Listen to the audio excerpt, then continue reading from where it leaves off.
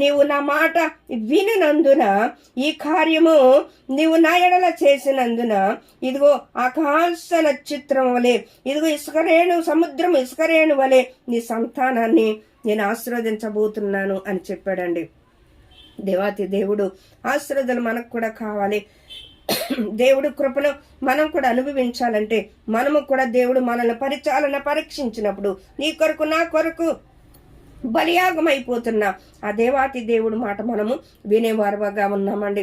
ఇక్కడ 18వ వచనంలో కూడా దేవుడు చలవిస్తున్నాడు, భూలోకం అంతటిని అనేకమైన అన్యజనుల్లో కూడా నీ సంతానంలో వస్తారు, అనేకమైన రాజులు నీ సంతతిలో వస్తారు.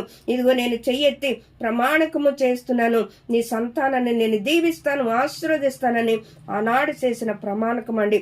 ఈనాటి వరకు కూడా దేవాతి దేవుడు మర్చిపోలేదండి.